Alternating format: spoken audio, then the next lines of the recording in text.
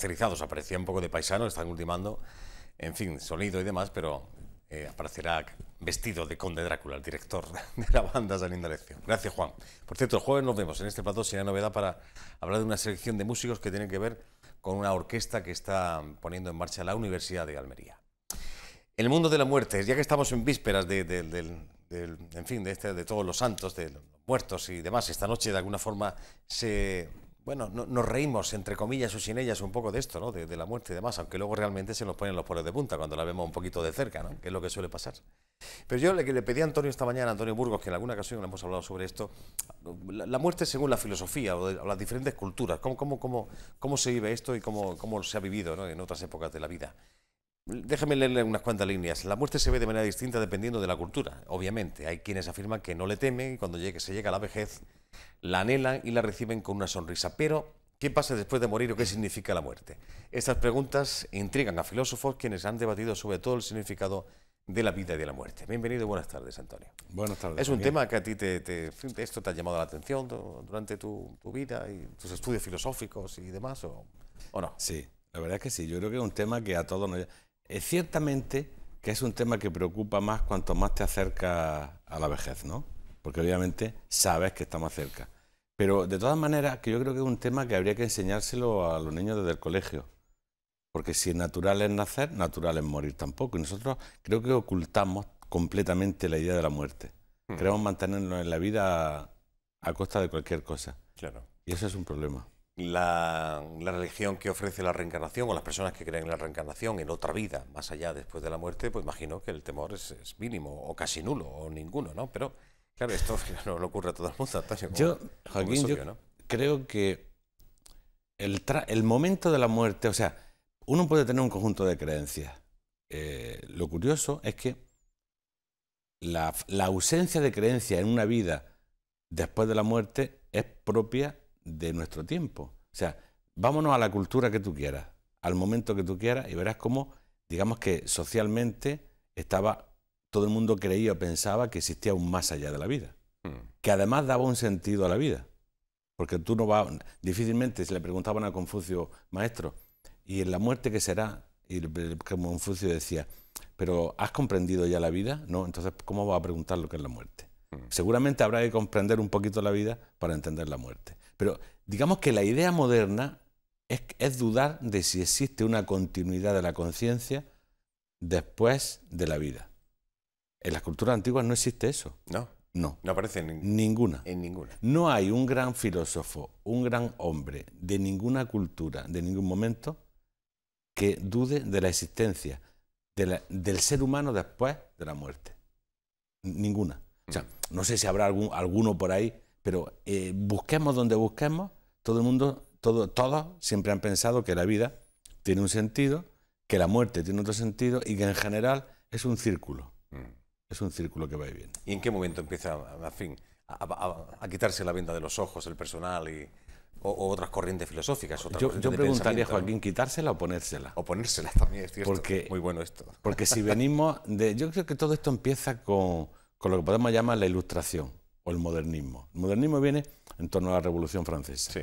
De un mundo teocéntrico, geocéntrico, pasamos a un mundo heliocéntrico y antropocéntrico. Cambiamos el paradigma, cambiamos la forma de ver la vida. Y se le da una primacía a la razón, a la búsqueda efectiva de las realidades, y se deja un poco todo lo demás como si fuese una especie de superstición. Entonces se va decantando la mentalidad colectiva en otra dirección. Pero aún así, yo creo que si le preguntásemos en petit comité a cualquier persona, un 80% te diría, yo creo que hay algo. Sí. Yo creo que sí. Independientemente de las creencias religiosas, que es otro tema. Claro. Pero a mí me da la impresión que esto pasa porque es que no nos creemos todavía que estamos aquí de paso, tío. Que nos creemos tan importantes que decimos, esto no puede ser. Yo no puedo vivir 80 años y desaparecer así como nada. Algo tiene que pasar después, ¿no? Joaquín, tendríamos que volver a la Ilustración y luego al psicoanálisis. La Ilustración hace un cambio de paradigma científico, religioso a científico. teocéntrico a antropocéntrico. Y después, bastante después, aparece el psicoanálisis que empieza a explicar al ser humano. El problema está en que el psicoanálisis nos ha convencido.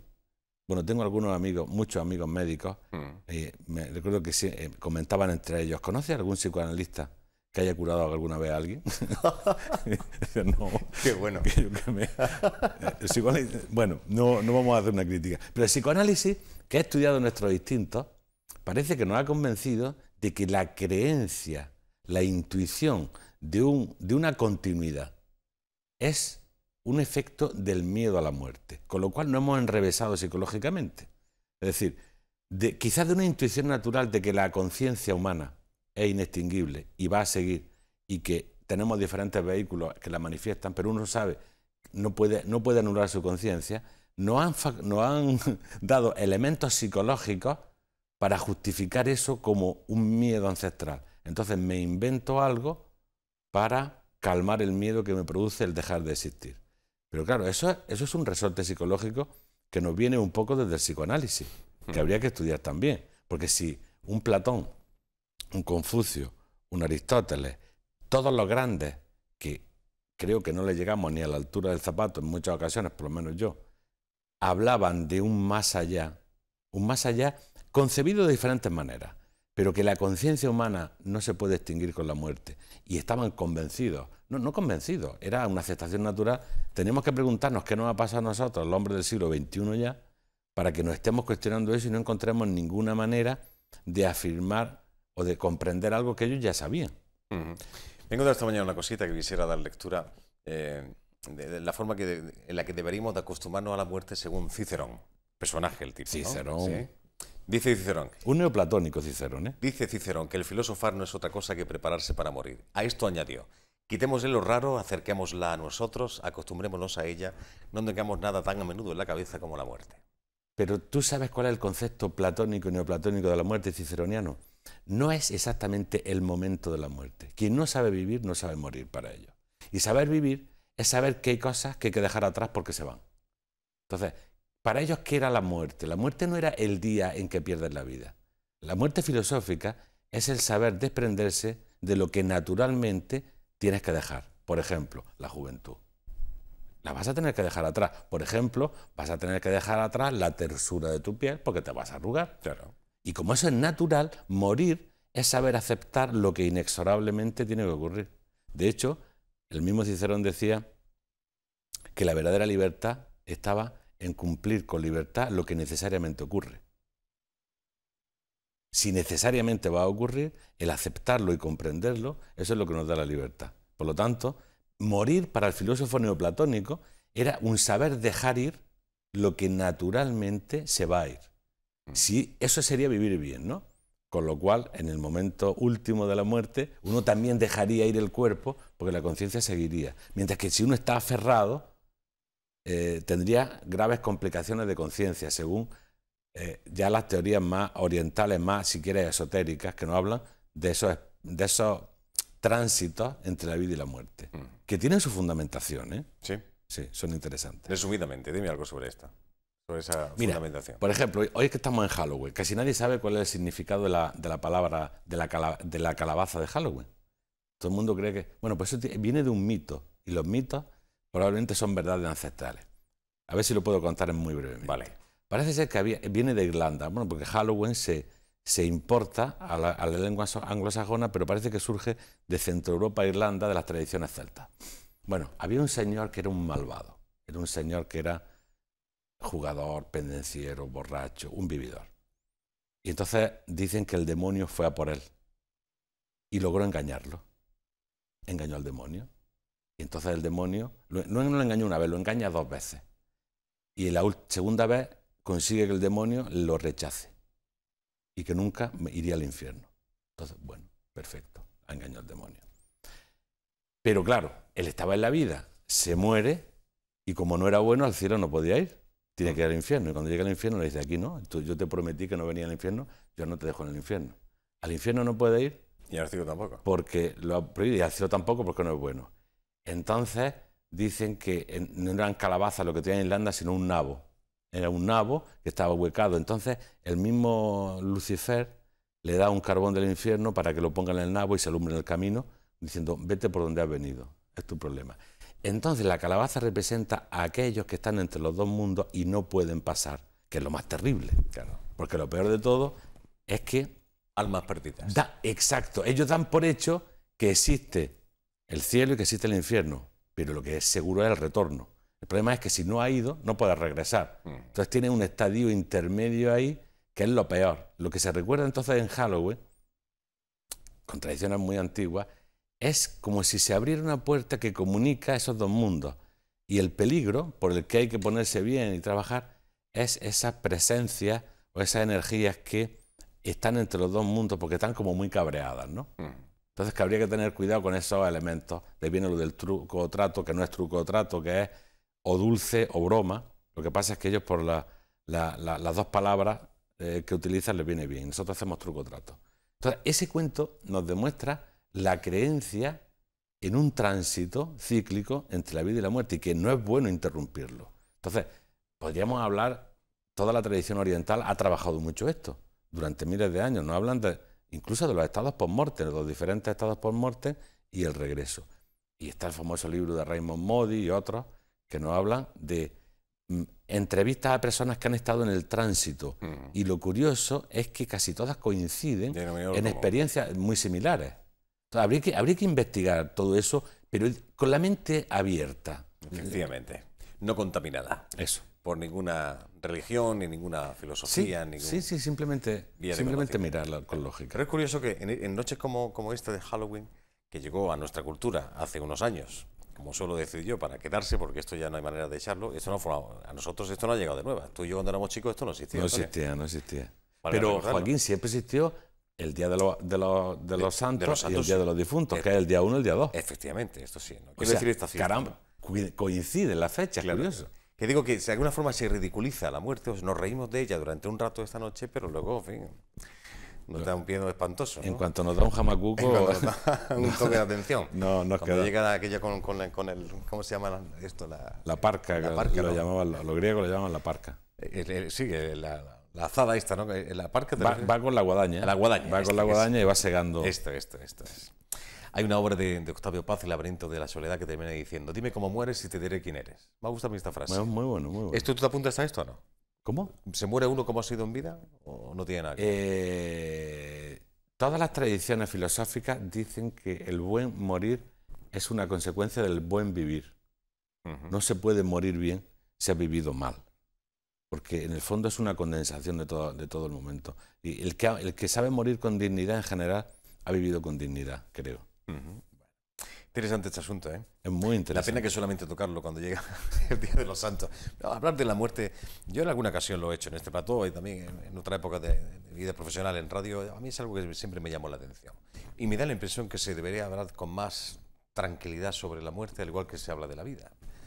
Es que yo creo que habría que enseñarle a los niños naturalmente. Cierto, ¿no? Yo creo que los niños preguntan y habría que contestarles naturalmente: mira, tú alguna vez no estabas aquí, naciste y no existías.